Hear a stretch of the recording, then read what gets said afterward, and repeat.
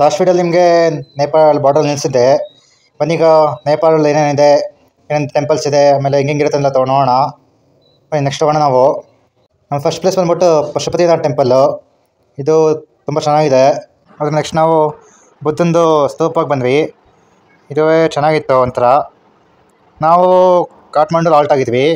ಇಲ್ಲಿ ನೀವು ಹೋಗಬೇಕು ಅಂದರೆ ಒಂದು ಪ್ಲೇಸ್ ಇನ್ನೊಂದು ಪ್ಲೇಸ್ಗೆ ನೇಪಾಳಲ್ಲಿ ಮಿನಿಮಮ್ 50 ಕಿಲೋಮೀಟರ್ ಟ್ರಾವೆಲ್ ಮಾಡಲೇಬೇಕು. ಆಮೇಲೆ ನಮ್ಮ ಇಂಡಿಯಾ ಥರ ಅಲ್ಲೊಂದು ಇಲ್ಲೊಂದು ದೇವಸ್ಥಾನ ಇರೋಲ್ಲ ಇಲ್ಲಿ. ಲೈಕ್ ಊರುಗಳೇ 100-120 ಕಿಲೋಮೀಟರ್ ದೂರದಲ್ಲಿ ಇರುತ್ತೆ. ಅದೆಲ್ಲ ನೋಡ್ಕೊಂಡು ನಾವು ನೆಕ್ಸ್ಟು ಕೃಷ್ಣನ ಟೆಂಪಲ್ಗೆ ಬಂದ್ವಿ. ಇಲ್ಲೂ ತುಂಬ ಚೆನ್ನಾಗಿತ್ತು. ಆಮೇಲೆ ದರ್ಶನವೂ ತುಂಬ ಚೆನ್ನಾಗಾಯಿತು. ನಾವು ಟೆಂಪಲ್ನ ಆಡ್ಬೇಕಾದ್ರೆ ಒಂದು ಪ್ಲೇಸ್ ಇನ್ನೊಂದು ಪ್ಲೇಸ್ಗೆ ಹೋಗ್ಬೇಕಂದ್ರೆ ಬರೋಬ್ಬರಿ 120-180 ಕಿಲೋಮೀಟ್ರ್ ಇತ್ತು. ನೋಡಿ ಈಚೆ ನೋಡಿ ಎಷ್ಟು ಚೆನ್ನಾಗಿದೆ ಗಾರ್ಡನ್ ಕೃಷ್ಣ ಟೆಂಪಲಲ್ಲಿ. ಆಮೇಲೆ ಇನ್ನೊಂದೇನೆಂದರೆ ನೇಪಾಳಲ್ಲಿ ನೇಪಾಳ ಕರೆನ್ಸಿ ಅಷ್ಟೇ ಅಲ್ಲದೆ ಇಂಡಿಯನ್ ರುಪೀಸು ನಡೆಯುತ್ತೆ. ಅದ್ರ ಜೊತೆಗೆ ಇನ್ನೊಂದು ಬೆನಿಫಿಟ್ ಏನಂದರೆ ನೇಪಾಳಲ್ಲಿ ಇಂಡಿಯನ್ ಕರೆನ್ಸಿನೇ ನೇಪಾಳ ಕರೆನ್ಸಿಗಿಂತ ದೊಡ್ಡದು. ಅಲ್ಲೆಲ್ಲ ನೋಡಿಕೊಂಡು ನೆಕ್ಸ್ಟ್ ನಾವು ಜಲನಾರಾಯಣ ಟೆಂಪಲ್ಗೆ ಬಂದ್ವಿ. ಬನ್ನಿ ಹೋಗಿ ದರ್ಶನ ಮಾಡೋ ದೇವಸ್ಥಾನನ. ನೋಡಿ ಇಲ್ಲಿ ಹೆಂಗೆ ಅಂದರೆ ಲೈಕ್ ನಿಮಗೆ ಬೇರೆ ಕಡೆ ಎಲ್ಲ ನಿಂತಿರೋ ನಾರಾಯಣ ಸಿಗುತ್ತೆ. ಇಲ್ಲಿ ದೇವರು ಮಲಗಿರೋ ಆಕಾರದಲ್ಲಿದೆ. ಆಮೇಲೆ ನೀರು ಮೇಲೆ ಮಲಗಿರೋದ್ರಿಂದ ಇದಕ್ಕೆ ಜಲನಾರಾಯಣ ಅಂತ ಇಟ್ಟಿದ್ದಾರೆ. ನಿಮ್ಗೆ ಏನಾದ್ರು ಈ ದೇವಸ್ಥಾನದ ಬಗ್ಗೆ ಡೀಟೇಲ್ಸ್ ಗೊತ್ತಿದ್ರೆ ಇನ್ನೂ ಕಮೆಂಟ್ ಸೆಕ್ಷನ್ ಕಮೆಂಟ್ ಮಾಡಿ. ಸೊ ಇಷ್ಟು ಪ್ಲೇಸ್ ನೋಡ್ಕೊಂಡು ನಾವು ನೆಕ್ಸ್ಟ್ ನಾವು ಪೋಖ್ರಾಗೆ ಹೊರಡ್ತೀವಿ. ಆಮೇಲೆ ಅಲ್ಲಿ ಬೆಳಗಿನ ಜಾವ 3 ಗಂಟೆಗೆ ಎದ್ದು ವೆಹಿಕಲ್ಸ್ ಬಂದಿತ್ತು, ಸ್ಕಾರ್ಪಿಯೋ ಗಾಡಿಗಳು. ಅದರಲ್ಲಿ ಹೋಗ್ಬೇಕಿತ್ತು ನಾವು ಹೋಗ್ತಿದ್ದು ನೆಕ್ಸ್ಟು ಮುಕ್ತಿನಾಥ್ಗೆ. ಈ ರೋಡ್ ಮಾತ್ರ ಹೋಗ್ಬೇಕಾದ್ರೆ ಹೆವಿ ಕ್ರೇಜಿಯಾಗಿದೆ. ಮಧ್ಯ ಲ್ಯಾಂಡ್ ಸ್ಲೈಡ್ಸ್ ಆಗಿದೆ. ಆಮೇಲೆ ಆ ಕಡೆ ಈ ಕಡೆ ಬೆಟ್ಟ ಮಧ್ಯೆ ನದಿ ಹರಿತಿರುತ್ತೆ. ಮಧ್ಯೆ ನಿಮಗೆ ಟಾಂಬರ್ ರೋಡ್ ಸಿಗುತ್ತೆ. ಆಮೇಲೆ ಸಡನ್ನಾಗಿ ಇದು ಸಿಗುತ್ತೆ ಆಫ್ ರೋಡಿಂಗು. ಸ್ಕಾರ್ಪಿಯೋ ಎಷ್ಟು ಸಖತ್ತಾಗಿರೋ ವೆಹಿಕಲ್ ಅಂದರೆ ಆ ಗಾಡಿಗೆ ಫುಲ್ಲು ತಲೆಲ್ಲ ಹೊಡಿತಿತ್ತು. ರೋಡು ಅಷ್ಟು ಇದಾಗಿದೆ, ಫಸ್ಟಾಗಿದೆ. ಆಮೇಲೆ ಇದನ್ನು ರೆಡಿ ಮಾಡೋಕ್ಕೂ ಆಗೋಲ್ಲ, ಯಾಕೆಂದರೆ ಲ್ಯಾಂಡ್ ಸೈಡ್ ಹೆವಿ ಆಗ್ತಿರುತ್ತೆ ಈ ರೇಂಜಲ್ಲಿ. ಆಮೇಲೆ ಹಿಮಾಲಯ ಪರ್ವತಗಳು ತುಂಬ ಹತ್ರ ಇಲ್ಲಿಗೆ. ಇನ್ನು ನೀವು ಟೆಂಪಲ್ ಬಗ್ಗೆ ಹೇಳೋದಾದರೆ ನಿಮಗೆ ಹೋಗೋಕ್ಕೆ 3 ಆಪ್ಷನ್ಸ್ ಇರುತ್ತೆ. ಇಲ್ಲ ನೀವು ನಡ್ಕೊಂಡು ಹೋಗ್ಬೋದು, ಇಲ್ಲ ಕುದುರೆ ಇರುತ್ತೆ, ಆಮೇಲೆ ಡೋಲಿ ಅಂತ ಇರುತ್ತೆ, ಅಂದರೆ 4 ಜನ ಎತ್ಕೊಂಡು ಹೋಗ್ತಾರೆ. ನಿಮಗೆ ಸ್ಟಾರ್ಟಿಂಗ್ ಎಂಟ್ರಿ ಆಗ್ತಿದ್ದಂಗೆ 2 ಕೊಳ ಕಾಣುತ್ತೆ. ಒಂದು ಪಾಪದ ಕೊಳ ಅಂತಾರೆ, ಇನ್ನೊಂದು ಪುಣ್ಯ ಕೊಳ ಅಂತ ಅಂತಾರೆ. ದೇವಸ್ಥಾನನ ಯೂಟ್ಯೂಬು, ಇನ್ಸ್ಟಾಗ್ರಾಮ್, ಸೋಷಿಯಲ್ ಮೀಡಿಯಾದಲ್ಲಿ ನೋಡೋದಕ್ಕಿಂತ ಖುದ್ದಾಗಿ ಲೈವಾಗಿ ಬಂದು ನೋಡಬೇಕು. ಆಗಲೇ ನಿಮಗೆ ಅದ್ರ ಪವರ್ ಏನೋ, ಅದ್ರ ಫೀಲ್ ಏನೋ ಅಂತ ಗೊತ್ತಾಗೋದು. ಆಮೇಲೆ ದೇವಸ್ಥಾನ ಹಿಂಭಾಗ 108 ಪವಿತ್ರ ಜಲಧಾರಗಳಿದೆ. ಇಲ್ಲಿಂದ ನಂಬಿಕೆ ಏನಂದರೆ ಲೈಕ್ ಇದರಲ್ಲಿ ಸ್ನಾನ ಮಾಡಿದ್ರೆ ನಮಗೇನೇನು ಪಾಪ ಕರ್ಮ ಇರುತ್ತೆ ಎಲ್ಲ ಮುಕ್ತಿ ಆಗುತ್ತಂತೆ. ನೋಡಿ ನಾನು ತೋರಿಸ್ತೀನಿ ಈಗ ಎಲ್ಲನೂ 1 by 1 ನೀವು ನೋಡ್ತಿರ್ಬೋದು. ಜನಗಳೆಲ್ಲರೂ ನೀರು ಹಾಕೊಂಡು ಹೋಗ್ತಾ ಇದ್ದಾರೆ ತಲೆ ಮೇಲೆ. ನಿಮಗೆ ಈ ಟೆಂಪಲ್ಲು ಪೋಖ್ರಾದಿಂದ 170 ಕಿಲೋಮೀಟ್ರ್ ಆಗುತ್ತೆ. ನೋಡಿ ಪಕ್ಕದಲ್ಲೇ ಒಂದು ಸಣ್ಣ ವಾಟರ್ ಫಾಲ್ಸ್ ಇದೆ, ಅದು ತುಂಬ ಚೆನ್ನಾಗಿತ್ತು. ನೆಕ್ಸ್ಟ್ ಹೋಗೋಣ. ನಾನು ನೆಕ್ಸ್ಟ್ ಬಂದು ನೋಡಿದೆ, ಒಳ್ಳೆ ಐಸ್ ಕಣಿ ಥರ ಕಾಣಿಸ್ತಿದೆ ಹಿಮಾಲಯ ಪರ್ವತಗಳು. ನೋಡಿ ಸಖತ್ತಾಗಿ ಕಾಣಿಸ್ತಿದೆ ಅಂತ. ನಾನು ಕಾಶ್ಮೀರ್ಗೆ ಹೋಗಿದ್ದೆ, ಆಗಲೂ ಅಷ್ಟು ಐಸ್ ಇರಲಿಲ್ಲ ಕಾಶ್ಮೀರಲ್ಲಿ. ಆಮೇಲೆ ಇನ್ನೊಂದು ಹೇಳೋದು ಮಾಡ್ತಿದ್ದೆ, ನೀವು ಮುಕ್ತಿನಾಥ್ಗೆ ಹೋಗ್ಬೇಕಾದ್ರೆ ತುಂಬ -ಡಿಗ್ರಿ ಇರುತ್ತೆ. ನಾವು ನಮ್ಮ ಪುಣ್ಯಕ್ಕೆ ಸ್ವಲ್ಪ ಬಿಸಿಲು ಬಂದಿತ್ತು, ಯಾಕೆಂದರೆ ನಾವು ಹೋಗಿ ಸ್ವಲ್ಪ ಒಂಥರ ಈ ವೆದರ್ ಕ್ಲೈಮೇಟ್ ಸರಿಯಾಗಿತ್ತು. ಸೊ ಅದರಿಂದ ವಿಂಟರಲ್ಲಿ ಆದಷ್ಟು ಬರೋಕ್ಕೋಗಬೇಡಿ, ನಿಮಗೆ ಹೆವಿ ಚಳಿ ಆಗುತ್ತೆ ಅದರಿಂದ. ಆಮೇಲೆ ನೆಕ್ಸ್ಟ್ ನಾವು ಒಂದು ಶಿವನ ಟೆಂಪಲ್ಗೆ ಬಂದ್ವಿ. ಫಸ್ಟ್ ಎಂಟ್ರಿ ಆಗ್ತಿದ್ದಾಗ ನಿಮಗೆ ಒಂದು ಲಿಂಗದ ಮೇಲೆ ಒಂಥರ ಫೌಂಟೇನ್ ಥರ ಮಾಡಿದ್ದಾರೆ. ನೋಡೋಕ್ಕಂತೂ ಫುಲ್ ಸಖತ್ತಾಗಿತ್ತದು. ನೋಡಿ ಇಲ್ಲಿ ಹೆಂಗೆ ನೀರು ಬರ್ತಿದೆ ಅಂತ ಲಿಂಗದ ಮೇಲೆ. ನಾವು ಬಂದಿದ್ದು ಟ್ರಾವೆಲ್ಸ್ ಹೆಸರು ಬಂದ್ಬಿಟ್ಟು SS ಟೂರ್ಸ್ ಅಂತ. ಇವರು ಇದಲ್ಲದೆ ಸುಮಾರು ಇಂಡಿಯಾ ಒಳಗಡೆ ಮಾಡ್ತಾರೆ. ಲೈಕ್ ಕಾಶಿ ಇರ್ಬೋದು, ಪುರಿ ಜಗನ್ನಾಥ, ಆಮೇಲೆ ಜ್ಯೋತಿರ್ಲಿಂಗ, ಸುಮಾರು ಇದೇ ಥರ ರ್ಯಾಂಡಮ್ ಆಗಿ ಟ್ರಿಪ್ ಮಾಡ್ತಾನೆ ಇರ್ತಾರೆ. ಅದಷ್ಟೇ ಅಲ್ಲದೆ ನಿಮಗೆ SS ಟೂರ್ಸಲ್ಲಿ ಲೈಕ್ ಕರ್ನಾಟಕ ಫುಡ್ಡೇ ಸಿಗುತ್ತೆ, ಯಾಕೆಂದರೆ ನಮ್ಮ ಜೊತೆಗೇ ಅಡುಗೆ ಅದನ್ನ ಕರ್ಕೊಂಬಂದಿರ್ತಾರೆ ಅದರಿಂದ. ಸೊ ನೀವು ಊಟಕ್ಕೂ ತೊಂದರೆ ಇರೋಲ್ಲ.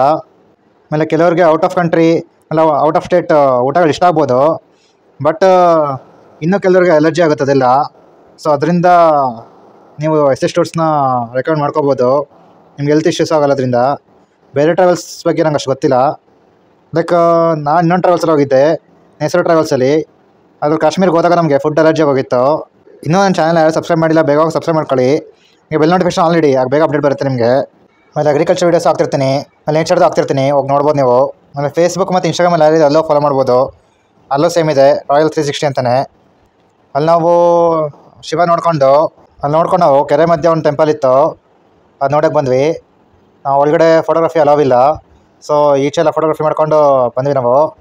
ಇನ್ನೊಂದು ಏನಂದರೆ ನೀವು ಪೆಟ್ರೋಲಿಂಗ್ ಮಾಡ್ಕೊಂಡು ಬರ್ಬೋದು ಬೋಟಲ್ಲಿ, ಅದೊಂದು ಚೆನ್ನಾಗಿತ್ತು. ಇಲ್ಲಿ ಇಂಡಿಯನ್ ಕರೆನ್ಸಿಗೂ ನೇಪಾಳ ಕರೆನ್ಸಿಗೂ ಎಷ್ಟು ಡಿಫ್ರೆನ್ಸ್ ಇದೆ ಅಂತ. ನೀವು ಅವ್ರಿಗೆ 10 ರೂಪಾಯಿ ಕೊಟ್ಟರೆ ಅವರು ಇದರಲ್ಲಿ ಅದು 16 ರೂಪಾಯಿ ಅವ್ರ ಕರೆನ್ಸಿಲ್ ಅದು. ಶಿವನ್ ಟೆಂಪಲ್ಗೆ ಬಂದ ನೆಕ್ಸ್ಟ್ ನಾವು ಬನ್ನಿ ಒಳಗಡೆ ಹೋಗಿ ತೋರಿಸ್ತೀನಿ ನಿಮಗೆ ಹೆಂಗಿದೆ ಅಂತೆಲ್ಲ. ಸೊ ಫಸ್ಟ್ ನಾವು ವಿಷ್ಣು ನೋಡೋಕೆ ಬಂದ್ವಿ. ಪುಟ್ಟದಾಗಿ 4-5 ಇಟ್ಟಿದ್ರು. ಇದು ಬಂದ್ಬಿಟ್ಟು ಸೂರ್ಯದೇವ. ನೆಕ್ಸ್ಟ್ ತೋರಿಸ್ತೀನಿ ಬನ್ನಿ. ನೆಕ್ಸ್ಟ್ ನಾವು ವಿನಾಯಕನ ದರ್ಶನ ಮಾಡಿಕೊಂಡು ಮೈನ್ ಟೆಂಪಲ್ ಹೋಗೋಣ ಬನ್ನಿ. ನಿಮಗೆ ಸ್ಟಾರ್ಟಿಂಗ್ ಹೋಗ್ತಿದ್ದಂಗೆ ಒಂದು ನಂದಿ ಕಾಣಿಸುತ್ತೆ. ಒಳಗಡೆ ಗರ್ಭಗುಡಿ ಒಳಗಡೆ ಬೇಕಾದ್ರೆ ನೀವು ಪೂಜೆ ಮಾಡೋಂಗೆ ಮಾಡ್ಬೋದು, ನಿಮಗೆ ಬಿಡ್ತಾರೆ. ಆಮೇಲೆ ಪಕ್ಕದಲ್ಲೇ ಒಂದು ಹನುಮಾನ್ ಟೆಂಪಲ್ ಇತ್ತು, ಅದನ್ನು ನೋಡೋಕೆ ಬಂದ್ವಿ ನಾವು. ಬನ್ನಿ ಒಳಗಡೆ ಹೋಗಿ ನೋಡೋಣ ನಾವೀಗ.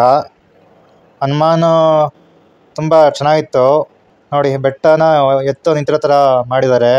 ನೆಕ್ಸ್ಟ್ ನಾವು ಒಂದು ಕೃಷ್ಣ ಟೆಂಪಲ್ಗೆ ಬಂದ್ವಿ.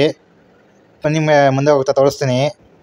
ಆಮೇಲೆ ನೀವೇನಾದ್ರು ಐಟಮ್ಸ್ ತೊಗೋಬೇಕಂದ್ರೆ ತುಂಬ ಕೇರ್ಫುಲ್ಲಾಗಿರಿ, ಯಾಕೆಂದರೆ 1 to 2 ಹೇಳ್ತಾರೆ ರೇಟು. ಸೊ ಚೇಂಜ್ ಇಸ್ಕೋಬೇಕಾದ್ರೆ ಆದಷ್ಟು ಇಂಡಿಯನ್ ಕರೆನ್ಸಿನ ಇಸ್ಕೊಳ್ಳಿ. ನೇಪಾಳಿ ಇಸ್ಕೋಬೇಕಾದ್ರೆ ಸ್ವಲ್ಪ ನೋಡ್ಕೊಂಡು ಇಸ್ಕೊಳ್ಳಿ, ಯಾಕೆಂದರೆ ತುಂಬ ವೇರಿಯೇಷನ್ಸ್ ಮಾಡ್ತಾರೆ ಒಂದೊಂದು ಕಡೆ. ಆಮೇಲೆ ಇಂಡಿಯಾಗಿಂತ ಒಂದು 20-30 ವರ್ಷ ಹಿಂಗಡೆ ಇದೆ ನೇಪಾಳು. ನಾವು ನಮ್ಮ ಕಂಟ್ರಿನೇ ತುಂಬ ಬ್ಯಾಕ್ವರ್ಡ್ ಕಂಟ್ರಿ ಅಂತ ಅಂತಾರೆ. ಅವ್ರಿಗೆ ನೇಪಾಳ ಬಂದು ತೋರಿಸ್ಬೇಕು ಹೆಂಗಿದೆ ಅಂತ. ಇಂಡಿಯಾಗಿಂತನೂ ತುಂಬ ಲೈಕ್ ಕಷ್ಟದಲ್ಲಿ ಇದ್ದಾವೆ. ಆಮೇಲೆ ನೀವು ಆಲ್ಮೋಸ್ಟ್ ಎಲ್ಲ ಕಡೆ ಕರೆಕ್ಟಾಗಿ ಚೇಂಜ್ ಕೊಡ್ತಾರೆ, ಅದರಲ್ಲೇನಿಲ್ಲ. ಆಮೇಲೆ ನಿಮಗೆ ನೇಪಾಳಲ್ಲಿ ಏನನ್ನೂ ಗ್ರೋ ಮಾಡೋಕ್ಕಾಗಲ್ಲ. ಮೌಂಟೇನ್ ಏರಿಯಾ ಆದ್ರೂ ಕಾಫಿ ಟೀ ಆ ಥರದ್ದು ಏನೂ ಹಾಕೋಕ್ಕಾಗಲ್ಲ. ಇವ್ರಿಗೆ ಎಲ್ಲಿಂದ ಬೆನಿಫಿಟ್ಟು ಅಂದರೆ ಜಸ್ಟ್ ಟೂರಿಸಮಿಂದ ಅಷ್ಟೇ. ಇಲ್ಲೇನಾದ್ರು ಟೂರಿಸಮ್ ಏನಾದರೂ ಫುಲ್ಲು ಲೈಕ್ ನ್ಯಾಚುರಲ್ ಕ್ಲೈಮೇಟಿನೋ ಅಥವಾ ಪ್ರಾಬ್ಲಮ್ ಬಂದು ನಿಂತೋದ್ರೆ ತಿನ್ನೋಕ್ಕೆ ಇವ್ರಿಗೆ ಒಂದೊತ್ತು ಊಟ ಇರಲ್ಲ ಪಾಪ. ನೋಡಿ ದರ್ಶನ ಮಾಡ್ಕೊಂಡು ನೆಕ್ಸ್ಟ್ ಹೋಗೋಣ ಬನ್ನಿ. 3 ಕಡೆ ಕೃಷ್ಣ ಚೆನ್ನಾಗಿ ಕೊಡಿಸಿದ್ದಾರೆ. ನಿಮ್ಗೆ ವೀಡಿಯೋ ನೋಡ್ತಾ ಹಂಗೆ ಸಬ್ಸ್ಕ್ರೈಬ್ ಬಟನ್ ಒತ್ಬಿಡಿ, ಅದು ನಮಗೆ ಬೇಗ ಅಪ್ಡೇಟ್ ಬರುತ್ತೆ. ಲೈಕ್ ನಾನು ಏನೇನು ಮಾಡ್ತೀನಿ, ಯಾವ್ಯಾವ ಥರ ವೀಡಿಯೋಸ್ ಹಾಕ್ತೀನಿ, ಆಮೇಲೆ ಫಾರ್ಮಿಂಗ್ ವೀಡಿಯೋಸ್ ನಿಮ್ಗೆ ಅಪ್ಡೇಟ್ ಆಗ್ತಿರುತ್ತೆ ಹಂಗೆ. ಅದನ್ನ ಅಲ್ಲೆಲ್ಲ ನೋಡಿಕೊಂಡು ಗುಹೇಶ್ವರ ಟೆಂಪಲ್ಗೆ ಬಂದ್ವಿ. ಇದ್ರ ಸ್ಪೆಷಾಲಿಟಿ ಏನಂದರೆ ಲೈಕ್ ಗುಹೆ ಒಳಗಡೆ ಶಿವಲಿಂಗ ಇದೆ.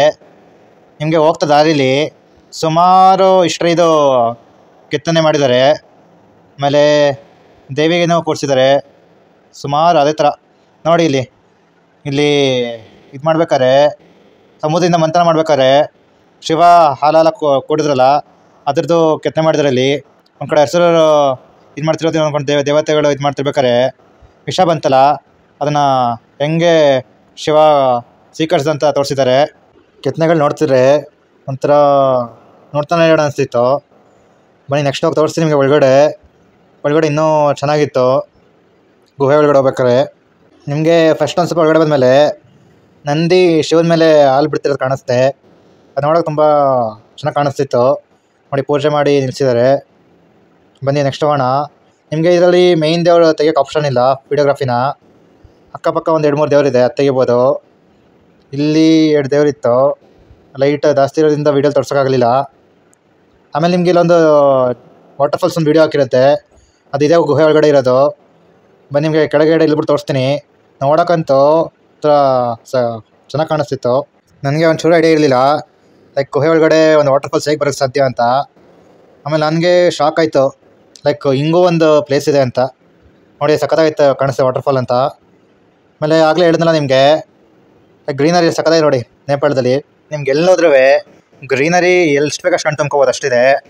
ಆಮೇಲೆ ನಾನು ಇನ್ನೊಂದೇನು ಅಬ್ಸರ್ವ್ ಮಾಡಿದೆ ಅಂದರೆ ಲೈಕ್ ನಮ್ಮ ಕಡೆ ದೇವಸ್ಥಾನದಲ್ಲ ದುಡ್ಡು ಒಂಚೂರು ಕೆಳಗೆ ಬಿದ್ದರೂ ಲೈಕ್ ಎತ್ಕೊಂಡು ಜೋಬಕ್ಕೆ ಹೋಗ್ಬಿಡ್ತಾರೆ. ನೀವಿಲ್ಲಿ ಎಷ್ಟಾಡು ಇಡಿ, 1000 ರೂಪಾಯಿ ಇಡಿ ಅಥವಾ 100 ರೂಪಾಯಿನ ಇಡಿ, 1 ರೂಪಾಯಿನ ಇಡಿ, ಒಬ್ಬರು ಎತ್ಕೊಳ್ಳಲ್ಲ. ನಾವು ಅದು ನೋಡಿಕೊಂಡು ನೆಕ್ಸ್ಟು ಬುದ್ಧ ಜನ್ಮಸ್ಥಳಕ್ಕೆ ಬಂದ್ವಿ. ಹಂಗೆ ಇದೇ ಜಾಗದಲ್ಲಿ ಅಶೋಕನ ಸ್ತಂಭ ಇತ್ತು, ಮತ್ತೆ ತೋರಿಸ್ತೀನಿ ಅದು ನಿಮಗೆ. ನೆಕ್ಸ್ಟ್ ನಾನು ಇಂಡಿಯಾಗೆ ಹೋಗ್ಬಿಟ್ಟು ಪಾರ್ಟ್ 3 ಹಾಕ್ತೀನಿ. ಸೊ ಅದಕ್ಕೋಸ್ಕರ ನೀನು ಸಬ್ಸ್ಕ್ರೈಬ್ ಮಾಡ್ಕೋಬೇಕು ಬೇಗ. ನಾನು ಅಯೋಧ್ಯೆಗೆ ಹೋಗ್ತೀನಿ ನೆಕ್ಸ್ಟು. ಇಂಡಿಯಾ ಬಾರ್ಡರ್ ಕ್ರಾಸ್ ಮಾಡ್ಕೊಂಡು ಹೋಗೋಣ ಈಗ. ಈ ವಿಡಿಯೋ ನಿಮ್ಗೆ ಇಷ್ಟ ಆಗಿದ್ರೆ ಲೈಕ್, ಶೇರ್, ಸಬ್ಸ್ಕ್ರೈಬ್ ಮಾಡ್ಕೊಳ್ಳಿ. ಈಗ ಬೆಲ್ ನೋಟಿಫಿಕೇಷನ್ ಆಲ್ರೆಡಿ ಬೇಗ ಅಪ್ಡೇಟ್ ಬರುತ್ತೆ ನಿಮಗೆ. ಈ ವಿಡಿಯೋ ಇಷ್ಟ ಆಗಿ ನೆಕ್ಸ್ಟ್ ವಿಡಿಯೋ ಸಿಗೋಣ. ಬಾಯ್.